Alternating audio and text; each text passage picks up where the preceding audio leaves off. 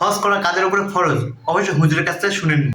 হজ করা ওই সমস্ত ব্যক্তিদের উপরে ফরজ যারা হজের মৌসুমে তার নিজের ঠিকানা থেকে মক্কা গিয়ে হজ করে বাড়িতে আসার মতো, আসা যাওয়া করার মতো খরচপাতি থাকে এবং এই সময়টাতে পরিবারে খরচ দিয়ে যেতে পারে, তার উপর হজ ফরজ। আমাদের সমাজে অনেকে মনে করে মেয়ে বিয়ের উপযুক্ত থাকলে তার জন্য হজ ফরজ না, আগে মেয়ে বিয়ে দিতে হবে। আছে না এরকম ধারণা? এটা ভুল ধারণা। মেয়ে বিয়ের উপযুক্ত হোক, ছেলে বিয়ের উপযুক্ত হোক, এগুলোর সাথে হজের কোনো সম্পর্ক। আবার অনেকে বলে যে হজ করতে হয় বুড়ো বয়সে, জোয়ান বয়সে হজ করতে হয় না, কারণ জোয়ান বয়সে হজ করলে নাকি হজ ধরে রাখা যায় না। আসেনি এই সমস্ত জাল হাদিস আমাদের দেশে? জোয়ান বয়সে হজ করলে বলে হজ ধরে রাখা, হজ আবার ধরে রাখে কেমনে? অনেকে বলে যে না, জোয়ান বয়সে হজ করা উচিত না, কারণ হজ করলে অনেক আকাম কুকাম আর করা যায় না, এই জন্য সব আকাম কুকাম করে নিয়ে বুড়ো বয়সে হজ করবে। আমি বলি হজ করলে আর আকাম কুকাম করা যায় না, এটা কোথায় পেয়েছেন আপনারা? কোথায় আছে যে হজ করলে আকাম কুকাম করা যায় না? কোথাও না এরকম কোনো কথা। বরং আকাম কুরাম হজ করলেও করা যাবে না, হজ না করলেও করা যাবে, এর সাথে হজের কোনো সম্পর্ক নাই।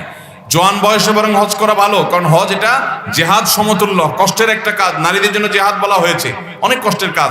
আমাদের দেশ থেকে অনেক মুরব্বী চাচারা হজে যায়, কোন রকম মক্কা মদিনায় ঘুরে চলে আসে, হজ হয় না, বোম্বাই হাজি হয়। বোম্বাই হাজি, বোম্বাই হাজি চিনেন?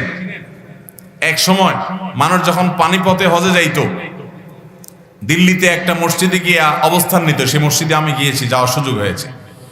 তো অনেক সময় দেখা যাইতো মুম্বাই পর্যন্ত যাইতে যাইতে অনেক দূর, তো হাঁটা, একবার বাহন, একবার আপনার ইয়েতে জাহাজে, অসুস্থ হয়ে যেত অনেকদিন ধরে। অনেকে যারা অসুস্থ হয়ে যেত, বেশি অসুস্থ, যে এদেরকে নিয়ে যেতে গেলে মুম্বাই থেকে সাগর পাড়ি দিয়ে সৌদি আরব যায় হজ করবে, এই পাড়ি দিতে যদি মারা যায় তো দাফন করার জায়গাও থাকবে না। এই জন্য অনেক সময় অসুস্থ মানুষগুলোকে মুম্বাইতে রেখে হাজি সাহেবদের কাফেলা চলে যেত মক্কায়। মক্কায় গিয়ে ওনারা হজ টজ করে আসার সময় যদি বেঁচে থাকতো এদেরকে দেশে নিয়ে আসতো, আর মরে গেলে তো দাফন দিয়ে দিত।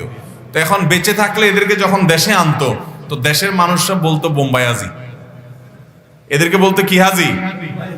বলতো বোম্বাই হাজি, কারণ বোম্বাই থেকে ঘুরে আসছে, মক্কা মদিনা যায় নাই। বুঝতে পারছেন কথা?